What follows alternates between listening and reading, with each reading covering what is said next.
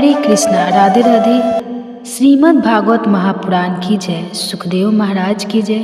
श्रोताओं, आज हम श्रवण करेंगे भागवत महापुराण की कथा में आगे का अध्याय।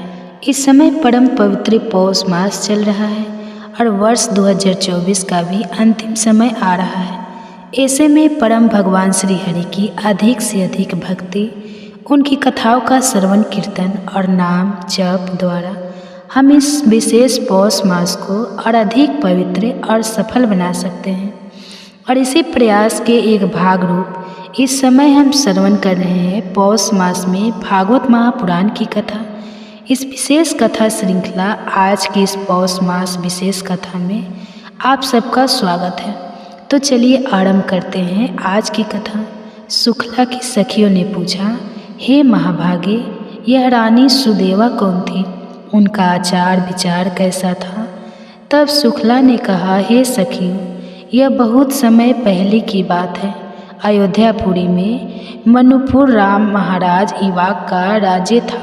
वे धर्म के बड़े ज्ञानी, तत्वज्ञान प्रकार के धर्मों के अनुष्ठान में रत रहने वाले स्वर्ग और देवता तथा ब्राह्मणों के पुजारी थे। काशी के राजा बीरबल महात्मा देवराज की पुत्री सुदेवा के साथ उनका विवाह हुआ था। सुदेवा सत्य व्रत के पालन में सदैव तत्पर रहती थी। वो हर प्रकार के सदाचार का पालन करती थी। पुण्यात्मा राजा इक्वा को उनके साथ अनेक प्रकार के उत्तम पुण्य और यज्ञ कार्य किया करते थे। अब एक दिन महाराज अपनी रानी के साथ गंगा के तट पर गए। वहाँ पर एक सुंदर वन था और वहाँ पर शिकार खेलने लगे। उन्होंने बहुत से सिंह और सूअर को मारा। जब वे इस प्रकार शिकार कर रहे थे, उस समय उनके सामने एक बहुत बड़ा सूगर आया। उसके साथ झुंड के झुंड और भी सूअर थे। वे सब अपने पुत्र और पुत्रों से घिरे हुए थे। उसकी प्रियतमा पत्नी शंकरी भी थी। और उस समय सूअर ने राजा को देखकर अपने पुत्रों और पत्रों तथा पत्नियों से कहा, हे प्रिय कौशल, देश के वीर सम्राट महातेजस्वी राजा ईवा को यहाँ शिकार खेलने आए हैं। उनके साथ बहुत सारे श्वान और व्याध भी हैं। इसमें संदेह नहीं है कि यह मुझ पर भी प्रहार करेंगे। वे बड़े पुण्यात्मा, वे राजाओं के भी राजा और समस्त विश्व के अधिपति हैं। मैं इस महात्मा राजा के साथ पुरुषार्थ और पराक्रम दिखाता हूँ। युद्ध करूँगा। यदि मैंने अपने तेज से इन्हें जीत लिया तो पृथ्वी पर अनुपम कृति भोग, और यदि बीरबल महाराज के हाथ से मैं युद्ध में पराजित हो गया तो भगवान श्री विष्णु के लोक में जाऊँगा। न जाने पूर्व जन्म में मैंने कौन से पाप किए होंगे जिससे मुझे यह सूअर की योनि मिली है। आज मैं महाराज के अत्यंत भयंकर तेज धार वाले सैकड़ों वानों की जलधारा से अपने पूर्व संचित घोर पातक को धो डालूंगा। इसलिए तुम मेरा मोह छोड़ देना और इन पुत्रों, पौत्र और श्रेष्ठ कन्या को बाल वृद्धि सहित संपूर्ण परिवार के साथ लेकर पर्वत की कंद्र में चले जाना। इस समय मेरे स्नेह का त्याग करके तुम इन बालकों की रक्षा करो। सूअर की बात सुनकर उसकी पत्नी सुकन्या निर्भल होकर यहाँ कोमल फूल फलों का आहार करते हैं। हे महाभगवदम, पर्वतों पर, गुफाओं में और यहाँ भी जो यह सिंह और मनुष्य के तीव्र भय की परवाह नहीं करते, उसका कारण आपका तेज ही है जिससे वे सुरक्षित रहते हैं। आपके द्वारा हमें त्याग देने पर मेरे सभी बच्चे दीन असहाय अचेत हो जाएंगे। आपसे दूर रहने में मेरी शोभा नहीं है। उत्तम सोने के बने हुए दिव्य आभूषणों, रत्नम उपकरणों, सुंदर वस्त्रों से विभूषित होकर माता पिता, भाई, सास, ससुर, अन्य संबंधियों से आदर पाकर भी अगर कोई स्त्री पति के विहीन होती है तो शोभा नहीं पाती है। जिस प्रकार आचार के बिना मनुष्य, ज्ञान के बिना सन्यासी, गुप्त मंत्रणा के बिना राज्य की शोभा नहीं होती, उसी प्रकार आपके बिना हम सबकी कोई शोभा नहीं हो सकती। हे प्राणेश, आपके बिना मैं अपने प्राण नहीं रख सकती। आपके साथ यदि मुझे नरक में भी निवास करना पड़े तो उसे मैं सहर्ष स्वीकार करूँगी। हम दोनों ही अपने पुत्र और पत्रों के साथ किसी पर्वत की दुर्गम कंद में घुस जाए, वही अच्छा है। आप जीवन की आशा छोड़कर मरने के लिए जा रहे हैं, भला इसमें क्या लाभ दिखाई दे रहा है? अपनी पत्नी की यह वचन सुनकर उस सुगर ने कहा, हे प्रिय, तुम वीरों के उत्तम धर्म को नहीं जानते। सुनो, मैं इस समय तुम्हें वो बताता हूँ। अगर योद्धा शत्रु की प्रार्थना करने पर या ललकारने पर भी काम, लोभ, भय अथवा मोह के कारण उस युद्ध का अवसर नहीं प्राप्त करता तो वह 1000 युगों तक कुंभी पार्क नामक नरक में निवास करता है। वीर पुरुष युद्ध में शत्रु का सामना करके यदि उसे जीत लेता है तो यश और कीर्ति का उपभोग करता है, और अगर निर्भयता पूर्वक लड़ता हुआ वह स्वयं ही मारा जाता है तो वीर लोक को प्राप्त कर दिव्य भोगों का उपभोग करता है। हे प्रिय, 200,000 वर्षों तक वह इस सुख का अनुभव करता है। मुनुपु राजा एक्वा यहाँ आए हुए हैं, जो स्वयं बड़े वीर हैं। वे मुझसे युद्ध चाहे तो मुझे अवश्य ही उनके साथ युद्ध करने का अवसर देना चाहिए। महाराज, युद्ध के अतिथि होकर आए हैं, और अतिथि सनातन श्री विष्णु का स्वरूप होता है, इसलिए युद्ध रूप से इनका सत्कार करना मेरा आवश्यक कर्तव्य है। यह सुनकर उसकी पत्नी सकरी ने कहा, हे प्राणनाथ, यदि आप महात्मा राजा को युद्ध का अवसर प्रदान करेंगे तो मैं भी आपके साथ रहकर आपका पराक्रम देखूंगी। इस प्रकार कहकर सुगर ने तुरंत अपने प्रिय पुत्रों को बुलाया और कहा, हे बच्चों, मेरी बात ध्यान से सुनो। युद्ध भूमि में सनातन विष्णु रूप अतिथि पधारे हैं। उनके सत्कार के लिए मेरे पति जाएंगे और इनके साथ मुझे भी वहाँ जाना चाहिए। आप सबकी रक्षा करने वाले प्राणनाथ जब तक यहाँ उपस्थित है तभी तक तुम दूर के पर्वत के किसी दुर्गम गुफा में चले जाओ। मुनुपु राजा युवाक बड़े बलवान और दूरदमनी राजा है। यह हम सबके लिए काल स्वरूप है, सबका संहार करेंगे, और इसलिए यहाँ तुम दूर दूर चले जाओ। अपनी माता के से वचन सुनकर पुत्रों ने कहा, जो माता पिता को संकट में छोड़कर चले जाते हैं वह पाप आत्मा है, उसे महारौद्र और अत्यंत घोर नरक में जाना पड़ता है। जो निर्दयी अपनी माता के पवित्र दूध को पीकर प्रीपट से निश्चय करके सुगर, उसकी पत्नी और उसके सभी पुत्र बांधव सहित परिवार एक मोर्चा बनाकर खड़े हो गए। वे सभी बल और तेज से संपन्न थे। अब उधर अयोध्या के महाराजा मुनु कुमार युवा को अपनी सुंदर पत्नी और चतुरंगी ने सेना के साथ शिकार के लिए चले। उनके आगे आगे व्याध थे, श्वान और तेज चलने वाले वीर योद्धा थे। वे सभी लोग उस स्थान के समीप गए जहाँ बलवान सुगर अपनी पत्नी के साथ उपस्थित था। छोटे बड़े बहुत से सुगर सभी ओर से उसकी रक्षा कर रहे थे। गंगा के किनारे मेरू पर्वत की तराई में पहुंचकर महाराज युवक ने व्याध से कहा, बड़े बड़े वीर योद्धाओं को सुगर का सामना करने के लिए भेजो। इस प्रकार महाराज की आज्ञा से भेजे हुए बलवान, तेजस्वी और पराक्रमी योद्धा वायु के समान दौड़ पड़े और तुरंत सुगर के पास जा पहुँचे। वंचारी व्याध अपने तीखे बाणों और चमचमाते हुए अस्त्र शस्त्रों से वीरों का बाण बांधकर खड़े थे और उन सभी सुख को बिंद नहीं लगे। यह देखकर वह युद्धपति वराह अपने सैकड़ों पुत्र पौत्र बांधव के साथ शत्रुओं पर टूट पड़ा। बड़े वेग से उनका संहार करने लगा और व्याध उसकी पैनी दाढ़ से घायल होकर भूमि पर गिरने लगे। तत्पश्चात सूक और व्याध में भयानक संग्राम हुआ। वे क्रोध से लाल आँख किए एक दूसरे को मारने लगे। व्याध ने बहुत सारे सुगर को और सुगर ने भी अनेक व्याध को मार गिराया। संपूर्ण जमीन खून से रंग गई। कितने ही सुगर मर गए, कितने ही घायल हुए और कितने ही भागकर बीहड़ स्थानों, झाड़ियों, कंदराओं में जा फंसे।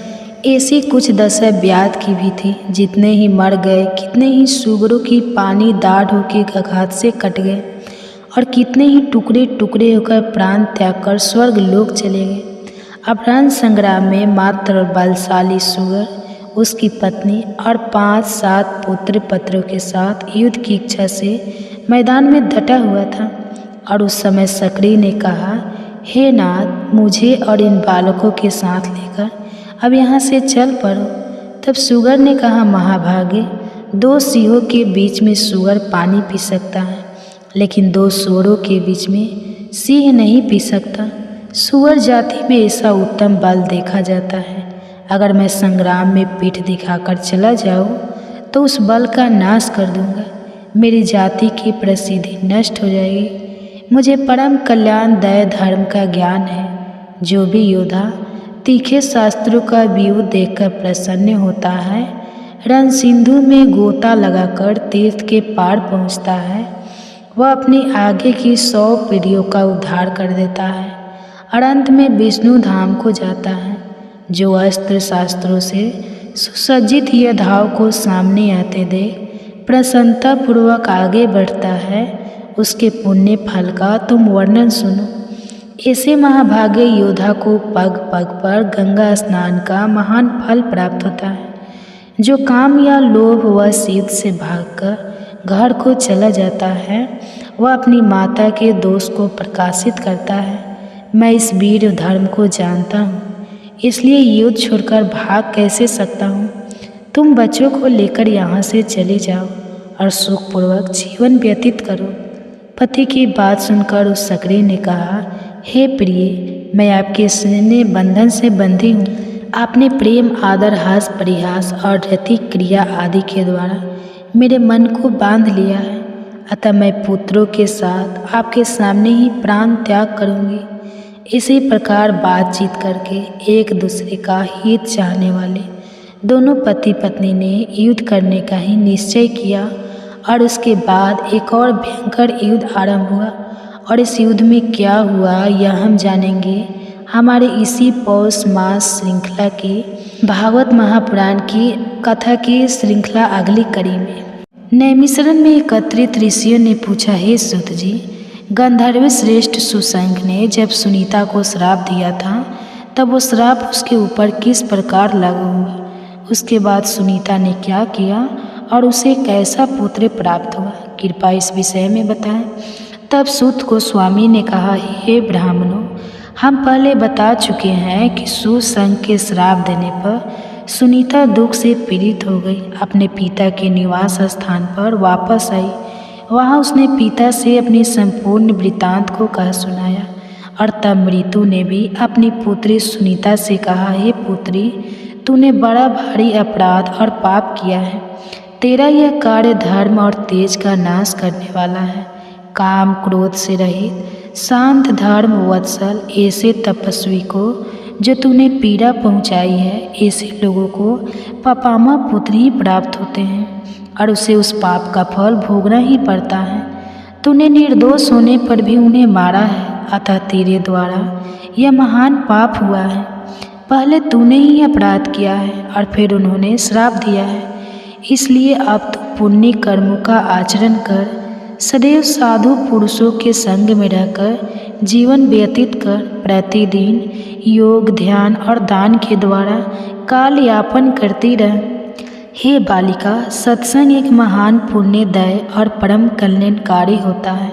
सत्संग का जो गुण है उस विषय में एक सुंदर दृष्टांत देख। जल जो होता है वह एक अच्छी वस्तु है, उसके स्पर्श से, उसमें स्नान करने से, उसे पीने से, उसका दर्शन करने से भी बाहर और भीतर के सभी दोष धुल जाते हैं और इसलिए मुनि लोग सीधी प्राप्त करते हैं। समस्त चराचर प्राणी भी जल पीते रहने से दीर्घायु होते हैं। उसी प्रकार संतों के सत्संग से मनुष्य शुद्ध और सफल मनोरथ प्राप्त करते हैं। हे पुत्री, सत्संग के द्वारा मनुष्य संतोषी, मृदु, कामी, सबका प्रिय करने वाला, शुद्ध पुण्य बल से संपन्न, शारीरिक और मानसिक माला को दूर करने वाला, शांत स्वभाव और सबको सुख देने वाला बन जाता है। जिस मनुष्य में सत्य की अग्नि सदैव प्रज्वलित रहती है, वह पुण्यम तेज के प्रकाशमान रहता है। जिसमें सत्य की दीप्ति है, जो ज्ञान के द्वारा अत्यंत निर्मल हो चुका है और ध्यान के द्वारा अत्यंत तेजस्वी प्रतीत होता है। पाप से पैदा हुए मनुष्य उसका स्पर्श भी नहीं कर सकते। इसलिए हे पुत्री, तुझे सत्य का संसर्ग करना चाहिए, असत्य का नहीं। जाओ, भगवान श्री विष्णु का चिंतन करो, अपने पाप भाव को छोड़कर केवल पुण्य का आश्रय लो। पिता के इस प्रकार समझाने पर दुख में पड़ी हुई सुनीता उनके चरणों में प्रणाम नाम करके निर्जल वन में चली गई। वहाँ वह एकांत में रहकर तपस्या करने लगी। उसने काम, क्रोध, बालो, चीत, चपलता, मोह, द्रोह और माया को भी त्याग दिया। एक दिन उसके पास उसकी रंभा आदि सखियाँ आई, जो तप की शक्ति से संपन्न थी। उन्होंने देखा सुनीता दुख का अनुभव कर रही है। ध्यान के साथ उसे चिंता करते हुए देखकर वहाँ आई। उसकी सखियों ने कहा, हे सखी, तुम्हारा कल्याण हो, तुम चिंता किस लिए कर रही हो? अपने संताप का कारण बताओ। चिंता तो केवल दुख देने वाली होती है। एक ही चिंता सार्थक मानी गई है, जो कि धर्म के लिए की जाए। हे धर्मनंदिनी, दूसरी चिंता जो योगियों के हृदय में होती है, जिसके द्वारा वे ब्रह्मा का चिंतन करते हैं, वह भी सार्थक है। और उनके सिवा और जितनी भी चिंताएं हैं, वे सब निरर्थक हैं। उनकी कल्पना भी नहीं करनी चाहिए। चिंता तो मनुष्य के शरीर, बल और तेज का भी नाश कर देती है। वह हर प्रकार के सुखों को नष्ट कर डालती है। वो तंत्र, मोह और लोभ, इन तीन दोषों को लेकर आती है और प्रतिदिन उसी में घुलती रहने पर वह पाप को भी उत्पन्न करती है। इसलिए चिंता को छोड़ो। जीव पूर्व जन्म में अपने कर्मों द्वारा जिन शुभ अशुभ भोगों का उपार्जन करता है, उन्हीं का वह दूसरे जन्म में उपभोग करता है। इसलिए बुद्धिमान मनुष्य को चिंता नहीं करनी चाहिए। तुम चिंता को छोड़कर अपने सुख दुख आदि की बताओ, क्या बात है? सखियों के यह वचन सुनकर तब सुनीता ने कहा, पहले सूस ने उसे वन में जिस प्रकार श्राप दिया था, वह सारी घटना उसने अपनी सखियों से कह सुनाई। उसने अपने अपराधों का भी वर्णन किया और उस समय महाभागा सुनीता मानसिक दुख से बड़ा कष्ट पा रही थी। उसका यह सारा वृत्तांत सुनकर उसकी सखियों ने कहा, हे महाभागे, तुम्हें दुख को तो त्याग ही देना चाहिए, क्योंकि वह शरीर का नाश करने वाला है। तुम्हारे अंगों में सती स्त्रियों के जो उत्तम गुण हैं, उन्हें हम अन्य कहीं नहीं देखते। उत्तम स्त्रियों का पहला आभूषण रूप है, दूसरा चरित्र, तीसरा सत्य, चौथा आर्य यानी सदाचार, पांचवा धर्म, छठा सतयुज यानी कार्य करने का उत्साह, नौवां मंगल गान है, 10वां कार्य की कुशलता, 11वां काम भाव का अधिक्य और 12वां गुण मीठे वचन बोलना है। इन सभी गुणों ने तुम्हारा सम्मान बढ़ाया है। इसलिए तुम तनिक भी भय मत करो। जिस उपाय से तुम्हें धर्मात्मा पति की प्राप्ति होगी, वह हम नानीति हैं। तुम्हारा काम तो हम ही सिद्ध कर देंगे। अब तुम स्वस्थ और निश्चिंत हो जाओ। हम तुम्हें एक ऐसी विद्या प्रदान करेंगे जो पुरुषों को मोहित कर लेती है। यह कहकर सभी सखियों ने सुनीता को वह सुखदायक विद्या बल प्रदान किया और उनसे कहा, हे कल्याणी, तुम देवता आदि में जिस जिस पुरुष को मोहित करना चाहो, उसे तत्काल मोहित कर सकती हो। सखियों के इस प्रकार कहने पर सुनीता ने उस विद्या का अभ्यास किया। जब वह विद्या भली भांति सिद्ध हो गई, तब सुनीता अत्यंत प्रसन्न हुई। वह अपनी सखियों के साथ ही पुरुषों को देखती हुई वन में घूमने लगी। उसके बाद उसने गंगा जी के तट पर एक रूपमान ब्राह्मण को देखा, जो समस्त शुभ लक्षणों से संपन्न और सूर्य के समान तेजस्वी थे। वे तपस्या कर रहे थे। उनका प्रभाव दिव्य था। उन तपस्वी महर्षि रूप देखकर सुनीता का मन मोह गया। उसने अपनी सखी रंभा से पूछा, यह देवताओं से भी श्रेष्ठ महात्मा कौन है? तब ब्रह्मा ने कहा, हे सखी, अव्यक्त परमेश्वर से ब्रह्मा जी की उत्पत्ति हुई। उनसे प्रजापति अत्रि का जन्म हुआ, जो बड़े धर्मात्मा है, और यह महामाना तपस्वी उन्हीं के पुत्र हैं। इनका नाम अंग है। यह नंदन वन में आए थे। वहाँ नाना प्रकार के तेज से संपन्न इंद्र का वैभव देखकर इन्होंने भी इनके समान पद पाने की अभिलाषा की। उन्होंने सोचा कि जब मुझे भी वंश को बढ़ाने वाला ऐसा ही पुत्र प्राप्त हो तभी मेरा जन्म कल्याणकारी होगा और साथ ही यश और कीर्ति भी मिल सकती है। ऐसा विचार करके उन्होंने तपस्या और नियमों के द्वारा भगवान ऋषिकेश की आराधना की है। जब भगवान अत्यंत प्रसन्न होकर उनके सामने प्रकट हुए तब इन महर्षि ने इस प्रकार वर मांगा, हे मधुसूदन, मुझे इंद्र के समान वैभवशाली और अपने समान तेजस्वी और पराक्रमी पुत्र प्रदान कीजिए। वो पुत्र आपका भक्त और सब पापों का नाश करने वाला होना चाहिए। और तब श्री भगवान ने कहा, हे महात्मा, मैंने तुम्हें ऐसा पुत्र होने का वर दिया है, वो सबका पालन करने वाला होगा। और ये कहकर भगवान चले गए थे। तब विप्र, वेन अंग किसी पवित्र कन्या की तलाश में है। जैसे तुम सभी अंगों से मनोहर हो वैसे ही कन्या बचाते हैं, इसलिए इन्हीं को अपने पति के रूप में प्राप्त करो। इनसे तुम्हें पुत्र पुण्यात्मा पुत्र की प्राप्ति होगी। यह महाभागे और पुण्य बल से संपन्न है। इनके वीर से उत्पन्न हुआ पुत्र उन्हीं की गुण संपत्ति से युक्त महातेजस्वी समस्त धर्मात्माओं में श्रेष्ठ परम सौभाग्यशाली युक्त आत्मा और ज्ञानी होगा। अपने सखियों की यह बात सुनकर सुनीता ने कहा, हे भद्रे, उचित है, मैं ऐसा ही करूँगी। इस विद्या से मैं ब्राह्मण को मोह में डालूँगी। तुम मुझे सहायता प्रदान करना जिससे इस समय मैं उनके पास जाऊँ। यह सुनकर रंभा ने कहा, मैं तुम्हारी सहायता करूँगी, तुम मुझे आज्ञा दो। सुनीता के नेत्र बड़े बड़े थे। वह रूप और यौवन से शोभा पा रही थी। उसने सद्भावना पूर्वक माया से दिव्य रूप धारण किया। उसका मुख बड़ा ही मनोहर था। संसार में उसके सुंदर रूप की कहीं तुलना नहीं थी। वह तीनों लोगों को मोहित करने लगी। वह झूले पर जाकर बैठी और वीणा बजाती हुई मधुर स्वर में गीत गाने लगी। उसका स्वर बड़ा मोहक था और उस समय महर्षि अंग अपनी पवित्र गुफा के भीतर एकांत में ध्यान लगाकर बैठे थे। वे काम और क्रोध से रहित होकर भगवान जनार्दन का चिंतन कर रहे थे।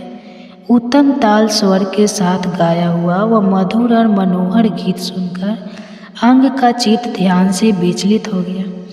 उस माया संगीत ने उन्हें मोह लिया था। वे तुरंत ही उसने अपने आसन से उठे और बार बार इधर उधर देखने लगे। माया के कारण उनका मन चंचल हो उठा था। वे बड़े वेग के बाहर निकले और झूले पर बैठी हुई वीणा धारिणी उस स्त्री को देखा। वह मुस्कुराती हुई गा रही थी। महायजस्वी अंग उसके गीत और रूप दोनों पर मुग्ध हो गए और तत्पश्चात उस महान मोह के वशीभूत होकर वे उस तरुणी के पास आए। विशाल नेत्र और सुंदर मुस्कान वाली यश सविनी कन्या सुनीता को देखकर अंग ने पूछा, हे सुंदरी, तुम कौन हो? किसकी कन्या हो? सखियों से घिरी हुई यहाँ किस कार्य से आई हो? किसने तुम्हें इस वन में भेजा है? परम बुद्धिमान अंग का यह वचन सुनकर सुनीता उनसे कुछ भी ना बोल सकी। उसने केवल सखी के मुख की ओर देखा और रंभा ने इशारे से कुछ कहकर सुनीता को समझा दिया और स्वयं ही उन श्रेष्ठ ब्राह्मण से आदरपूर्वक कहने लगी, हे महर्षि, यह मृत्यु की परम सौभाग्यवती कन्या है। लोग में इसकी सुनीता के नाम से प्रसिद्धि है। यह सभी शुभ लक्षणों से संपन्न है और इस समय यह बाला अपने लिए धर्मात्मा तपस्वी शांत जितेंद्रिय महाप्रज्ञ और वेद विद्या में विरसाद ऐसे पति की खोज में है। ये सुनकर अंग ने उन अप्सराओं में से श्रेष्ठ रंभा से कहा, हे भद्रे, मैंने सर्व विश्रम भगवान श्री हरि की आराधना की है। उन्होंने मुझे पुत्र होने का वरदान दिया है जो संपूर्ण सिद्धियों का दाता होगा। इसलिए इस वरदान की सफलता के निमित्त उत्तम पुत्र की प्राप्ति हेतु मैं किसी पुण्य बल से संपन्न महापुरुष की कन्या के साथ विवाह का विचार कर रहा था, किंतु कहीं भी अपने लिए परम मंगलमय कन्या नहीं पा सका। यह धर्म की सुमुखी कन्या धर्माचार्य परायण है। यदि वास्तव में यह पति की तलाश में है तो वे मुझे ही स्वीकार कर सकती है। इसकी प्राप्ति के लिए मैं अदेय वस्तु भी दे सकता हूँ। तब ब्रह्मा ने कहा, हे द्विश्रेष्ठ, आपको इस प्रकार उदारता पूर्वक इसकी अभीष्ट चिंतन चाहिए। यह सदा के लिए आपकी धर्म पत्नी हो रही है। आप कभी भी इसका परित्याग न करें। इसके दोष और गुणों पर कभी आपको ध्यान नहीं देना चाहिए। हे विप्र, इस विषय में आप मुझे प्रत्यक्ष विश्वास दिलाइए कि प्रतीति दिलाने वाले अपना हाथ इसके हाथ में दीजिए। अंग ने कहा, एवं मस्तु, निश्चय ही अपना हाथ मैंने इसे सौंप दिया है। इस प्रकार सत्य का विश्वास कराने वाला संबंध करके अंग ने सुनीता को गंधर्व विवाह की प्रणाली के अनुसार ग्रहण कर लिया। सुनीता को उन्हें सौंपकर रंभा के हृदय में बड़ा हर्ष हुआ। वो अपनी सखी से आज्ञा लेकर घर चली गई। अन्य सखियों ने भी प्रसन्नतापूर्वक अपने अपने घरों की राह पकड़ी। उन सब सखियों के चले जाने के बाद द्विश्रेष्ठ अंग अपनी प्रिय पत्नी के साथ विहार करने लगे। उसके गर्भ से उन्होंने एक सर्व लक्षण संपन्न पुत्र प्राप्त किया और उसका नाम वेन रखा। सुनीता का वह महान तेजस्वी बालक दिनों दिन बढ़ने लगा। वेद शास्त्र उपकारी धनुर्वेद का अध्ययन करने लगा और समस्त विद्याओं का परगाव हो गया। अंग कुमार वेन सज्जन उचित आचार से रहता था। वह क्षत्रिय धर्म का पालन करता था। वे वस्त मनवंतर आने पर संसार की सारी प्रजा राजा के बिना निरंतर कष्ट पाने लगी और उस समय सभी लोगों ने वेन को ही सभी लक्षणों से संपन्न देखा और तब श्रेष्ठ ब्राह्मणों ने उन्हें प्रजापति के पद पर नियुक्त कर दिया। उसके बाद समस्त ऋषि अपने अपने तपोवन में चले गए और उन सबके जाने के बाद अकेले वेन ही राज्य का पालन करने लगे। इस प्रकार वेन भूमंडल के प्रजा पालक हुए। प्रजा उनके धर्म से प्रसन्न रहती थी। वेन के राज्य का प्रभाव ही ऐसा था कि उनके शासन काल में सर्वत्र धर्म का प्रभाव छा गया। अब यहाँ पर प्रश्न ये आता है कि जब राजा वेन शुरुआत में इतने धर्मात्मा थे तो फिर अचानक ऐसा क्या हुआ जिससे उन्होंने धर्म का आचरण करना आरंभ कर दिया। और ऐसी कुछ जिज्ञासा ऋषियों के मन में भी आई और उसका उत्तर सूत गोस्वामी बताएंगे और वह हम सुनेंगे हमारी इसी पौष मास कथा भागवत महापुराण की अगले कड़ी में। तो इसे रहस्य को सुनने के लिए आपके अपने चैनल वंदना काव्य को सब्सक्राइब करके रख लीजिए, नोटिफिकेशन ऑन रखिए और हम आपसे मिलेंगे इसी कथा श्रृंखला की अगली कड़ी के साथ। नैमिषारण्य में एकत्रित हुए ऋषियों ने पूछा, हे सूत गोस्वामी, पाप का आचार पूर्व बर्ताव करने वाले जिस राजा वेन का आपने परिचय दिया था उसी पापी का व्यवहार कैसा था, कृपया इस विषय में बताएं। तब सूत गोस्वामी ने कहा, हे ब्राह्मणों, राजा पृथु जैसे भाग्यशाली, सौभाग्यशाली और महात्मा पुत्र को प्राप्त करने पर अब राजा वेन पाप रहित बन चुके थे। उसे धर्म का फल प्राप्त हुआ। जिन नरेशों महापाप का उपार्जन किया है उनके वे पाप तीर्थ यात्रा द्वारा नष्ट हो जाते हैं। संतों का संग प्राप्त करके उनके पुण्य की वृद्धि होती है। पापियों से बातचीत करने, उन्हें देखने, स्पर्श करने, उनके साथ बैठने, भोजन करने और उनके संसर्ग में रहने से पाप का संचार होता है और पुण्य आत्माओं के संग में रहने से केवल पुण्य का ही प्रचार होता है, जिससे सारे पाप धुल जाने के कारण मनुष्य पुण्य गति को प्राप्त करता है। सूत गोस्वामी की यह बात सुनकर ऋषियों ने कहा, हे महामते, पापी मनुष्य को परम सिद्धि की प्राप्ति कैसे होती है, यह बात भी आप हमें बताएं। तब सूत गोस्वामी ने कहा, हे ऋषिगणों, नर्मदा, यमुना और गंगा इन नदियों की धारा के आसपास जो महापाप रहते हैं वे जानबूझकर या फिर बिना जाने इनके जल में स्नान करते हैं, कीड़ा करते हैं, अतः महानदी के संसर्ग में उन्हें परम गति की प्राप्ति हो जाती है। ब्राह्मणों, महानदी के संपर्क के अथवा अन्य नदियों के परम पवित्र जल का दर्शन, स्पर्श और पान करने से भी पापियों के पाप नष्ट हो जाते हैं। तीर्थ धार्मों के प्रभाव और संतों के संग से पापियों का पाप उसी प्रकार नष्ट होता है जैसे आग ईंधन को जला डालती है। महात्मा ऋषियों के संपर्क से, उनके साथ बातचीत करने से, उनके दर्शन और स्पर्श करने से, पूर्व काल में सत्संग प्राप्त होने से राजा वीन का सारा पाप नष्ट हो गया था। पुण्य का संसर्ग हो जाने पर अत्यंत भयंकर पाप का भी संचार नहीं रह जाता। पूर्व काल में मृत्यु के एक सौभाग्यशाली कन्या थी। उसका नाम सुनीता रखा गया था। वह अपने पिता के कार्यों को देखती और खेल कूद में सदैव उन्हीं का अनुकरण किया करती। एक दिन सुनीता अपने सखियों के साथ खेलती हुई वन में चली गई। वहाँ गीत की ध्वनि उसके कानों में पड़ी और तब सुनीता ने उस ओर दृष्टिपात किया। वहाँ पर देखा तो गंधर्व कुमार महाभागी भारी तप तपस्या में लगे हुए थे। उसके सारे अंग बड़े ही मनोहर थे और अब सुनीता प्रतिदिन वहाँ जाकर उस तपस्वी को सताने लगी। सुशंख रोज रोज उसके अपराध को क्षमा कर देता और कहता, जाओ चली जाओ यहाँ से। उसके यह कहने पर वह बालिका क्रोधित हो जाती और उस बेचारे तपस्वी को मारने लगती। उसका ऐसा बर्ताव देखकर एक दिन सुशंख क्रोध से मूर्छित हो गया और कहने लगा, हे कल्याणी श्रेष्ठ पुरुष, मैंने मारने के बदले ना तो मारा है और ना किसी की गाली देने पर क्रोध करते हैं। यही धर्म की मर्यादा है।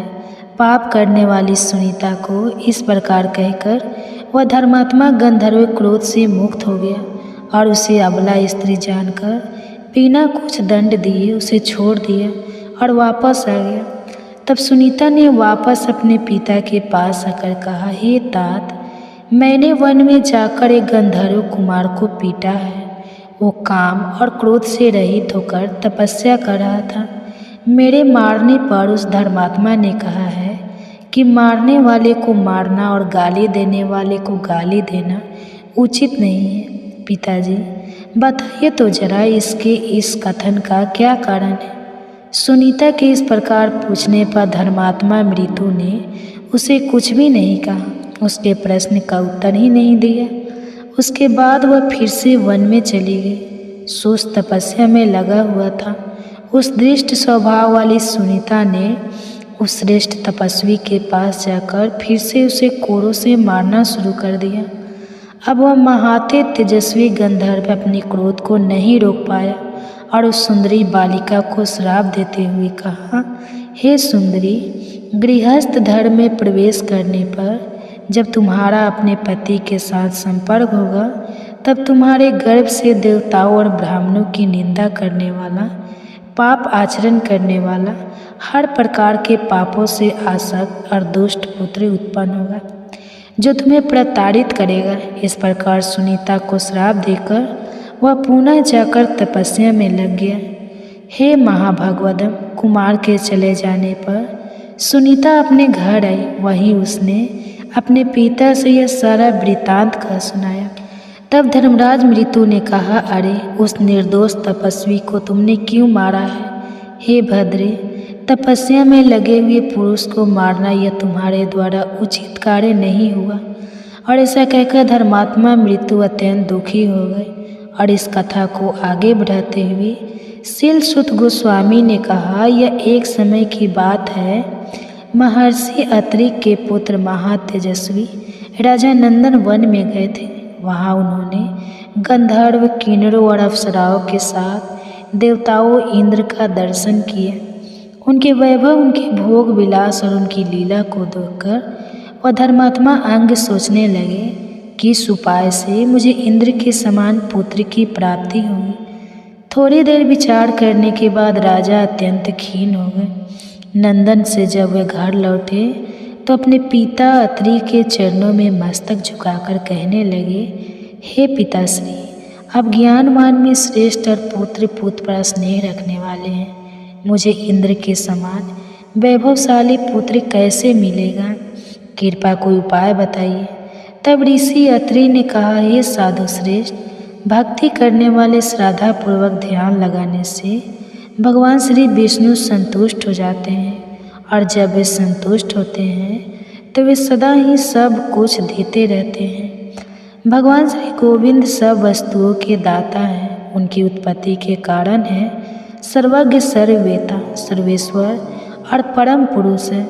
इसलिए तुम उनकी उपासना करो। हे पुत्र, तुम जो भी चाहते हो वह सब उन्हें प्राप्त होगा। भगवान श्री विष्णु सुख, परमार्थ और मोक्ष प्रदान करने वाले हैं। इस जगत के ईश्वर हैं। इसलिए जाओ उनकी आराधना करो। उन्हीं से तुम्हें इंद्र के समान पुत्र प्राप्त होगा। अपने पिता से आज्ञा लेकर राजा अंग ने प्रस्थान किया। वे सुवर्ण और रत्नम शिखरों से सुशोभित मेरु मेगिरी पर्वत के मनोहर शिखर पर चले गए और वहां पहुंचकर उन्होंने गंगा जी के पवित्र तट पर एकांत में स्थित रत्नम कंतरा में प्रवेश किया। महामुनि अंग बड़े मेधावी और धर्मात्मा थे। उन्होंने काम और क्रोध का त्याग कर दिया, समूढ़ इंद्रियों को अपने वश में किया और भगवान के सुंदर स्वरूप का ध्यान करने लगे। क्लेशारी भगवान श्री कृष्ण का ध्यान करते करते वे इतने तन्मय हो गए कि बैठने, सोने, चलने और चिंतन करने के समय भी उन्हें नित्य प्रतिदिन भगवान श्री मधुसूदन ही दिखाई देने लगे। उनका मन भगवान में लग गया था। वे योग युक्त और जितेंद्रिय बन गए थे। सूखे और गीले समस्त पदार्थों में केवल भगवान विष्णु का ही दर्शन करते और इस प्रकार तपस्या करते हुए उन्हें 100 वर्ष बीत गए। नियम, संयम और उपवास के कारण उनका संपूर्ण शरीर दुर्बल हो चुका था। फिर भी वे अपने तेज से सूर्य और अग्नि के समान दिव्यमान दिखाई दे रहे थे। इस प्रकार तपस्या में प्रवृत्त होकर ध्यान में लगे हुए राजा अंग के सामने एक दिन भगवान श्री विष्णु प्रकट हुए और उनसे कहने लगे, हे मानव, तुम जो भी इच्छा रखते हो ऐसा वर मांगो। इंद्रियों के स्वामी भगवान वासुदेव को अपने समक्ष उपस्थित देखकर राजा अंग को अत्यंत प्रसन्नता हुई। उनका चित्त हर्षित हो गया। वे भगवान को प्रणाम करके उनकी स्तुति करने लगे। मधुसूदन की स्तुति करते हुए राजा अंग ने कहा, हे भूत भावन, आप ही संपूर्ण भूतों की गति हैं। आप प्राणियों की आत्मा, सब भूतों के ईश्वर और सगुण स्वरूप धारण करने वाले हैं। आपको नमस्कार है। गुण कर्ता, गुण संपन्न और गुणात्मा भवकर्ता और भक्तों के संसार बंधन का अपहरण करने वाले हैं। भव की उत्पत्ति के कारण होने से आपका नाम भव है। इस भव में आप अव्यक्त रूप से छिपे हुए हैं, इसलिए आपको भव गुणा कहा गया है।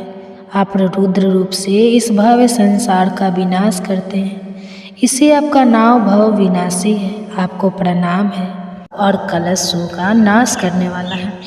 इस मास में किया गया जप, तप, दान, श्रवण मनुष्य को परम आध्यात्मिक उन्नति प्रदान करता है। और इसी पौष मास के विशेष समय में हम श्रवण कर रहे हैं वेदों और शास्त्रों से ली गई प्रामाणिक पौराणिक कथाओं का, जो कथा भागवत महापुराण की कथा है। ये कथाएं शास्त्रों से ली गई पौराणिक कथाएं हैं। तो चलिए हमारी पिछली कड़ी को आगे बढ़ाते हुए श्रवण करते हैं आज के इस अध्याय भागवत महापुराण की कथा का। नैमिषारण्य में ऋषियों ने पूछा, हे सूत गोस्वामी, जब इस प्रकार राजा वेन की उत्पत्ति एक महात्मा पुरुष से हुई थी, वह स्वयं भी धर्म का आचरण करने वाले थे, तो फिर उन्होंने अधर्म का आचरण कैसे किया और किस प्रकार धर्म का त्याग करके वे पाप में लिप्त हो गए? उसका उत्तर देते हुए सूत गोस्वामी ने कहा, हे साधुगण, वे इनकी जिस प्रकार पाप आचार में प्रवृत्ति हुई, अब वो वृत्तांत सुनाता हूँ। धर्म के ज्ञाता प्रजापालक राजा वेन जब शासन कर रहे थे, उस समय कोई पुरुष छद्म वेश धारण करके उनके दरबार में आया। वह निर्वस्त्र था, उसका शरीर विशाल था और सिर सफ़ेद था। वो बड़ा क्रांतिमान दिख रहा था। उसकी काख में मोर पंख के बने हुए मर्जनी थी और एक हाथ में नारियल का जल पात्र था। इन दोनों को धारण करके वह वेद शास्त्रों को दूषित करने वाले शास्त्र का पाठ कर रहा था। जहाँ महाराज वेन बैठे हुए थे, उसी स्थान पर वो बड़ी जल्दी के साथ पहुँचा।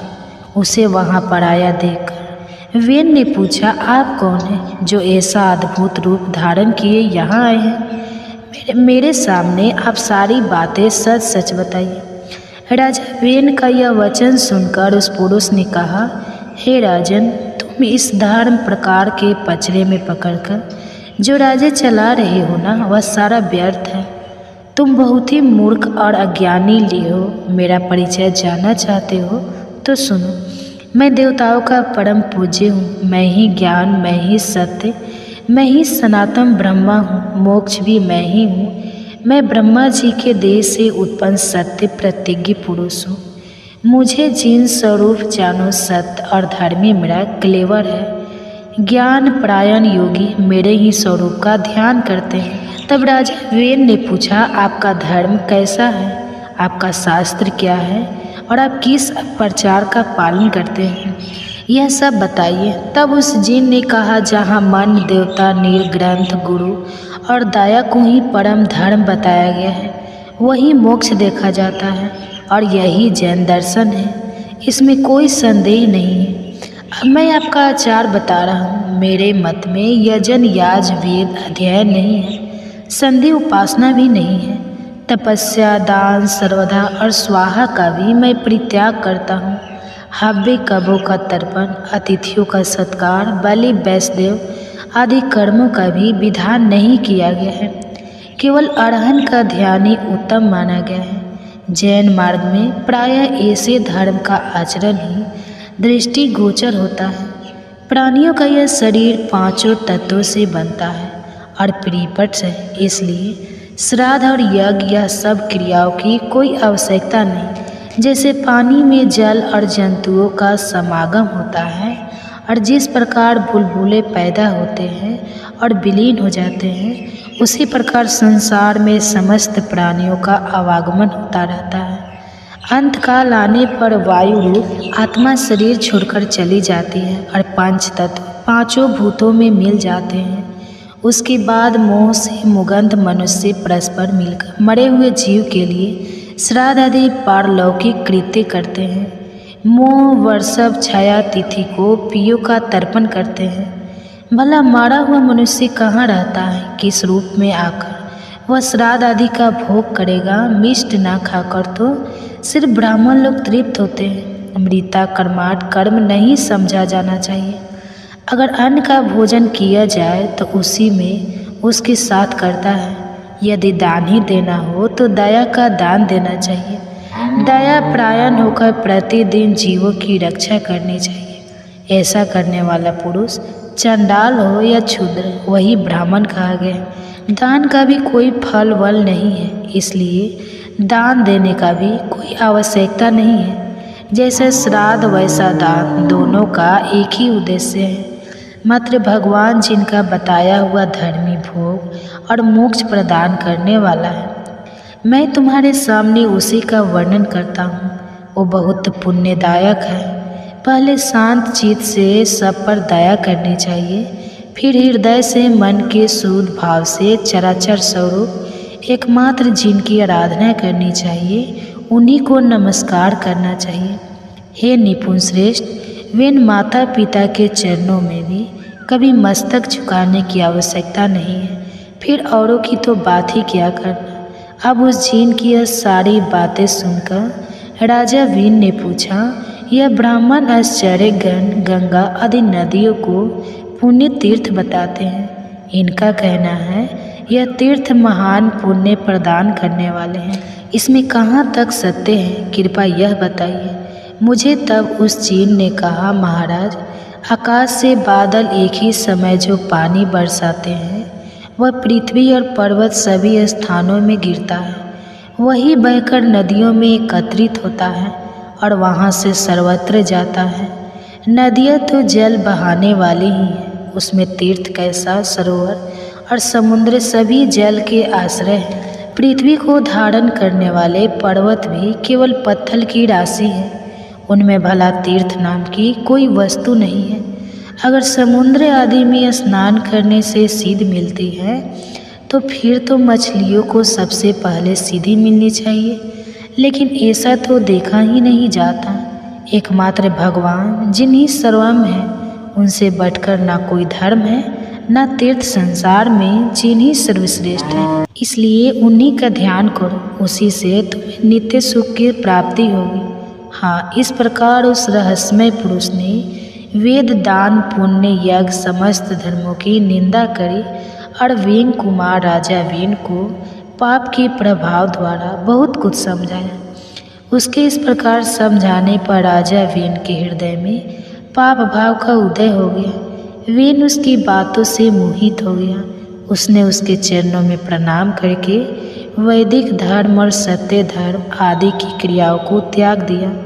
पाप आत्मा वेन के शासन से संसार पाप बन गया और उसमें हर तरह के पाप होने लगे। उसने वेद, यज्ञ, उत्तम धर्म, शास्त्रों का अध्ययन सब कुछ बंद करवा दिया और उसके शासन काल में ब्राह्मण लोग न दान कर पाते थे न स्वाध्याय, और इस प्रकार धर्म का सर्वथा लोप हो गया। सभी और महान पाप जाने लगा। वेन अपने पिता अंग के मना करने पर भी उनकी आज्ञा के विपरीत ही आचरण करने लगा। वह दुरात्मा न तो पिता के चरणों में प्रणाम करता न माता के। उसके महायशस्वी पिता ने अपने भाव और स्वरूप पर बहुत काल तक विचार किया, लेकिन किसी तरह उनकी समझ में यह बात नहीं आई कि वेन ऐसे पापी कैसे बन गया। उसके बाद एक दिन सप्तश्री अंग कुमार वेन के पास आए और उसे आश्वासन देते हुए कहने लगे, वेन, तुम हंस ना करो, तुम यहाँ समस्त प्रजा के रक्षक बनाए गए हो। यह सारा जगत तुम पर आश्रित है। धर्म अधर्म रूप संपूर्ण विश्व का भार तुम्हारे ऊपर है। इसलिए अपना पाप कर्म छोड़कर धर्म का आचरण करो।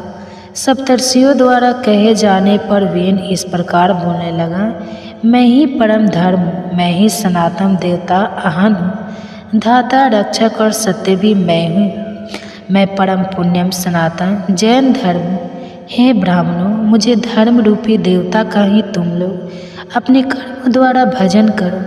तब उन ऋषियों ने कहा, हे राजेंद्र, ब्राह्मण, क्षत्रिय और वैश्य 3 वर्ण दी जाति कहलाते हैं। इन सभी वर्णों के लिए सनातन श्रुति ही परम प्रणाम है। समस्त प्राणी वैदिक आचार से ही रहते हैं और उसी से जीविका चलाते हैं।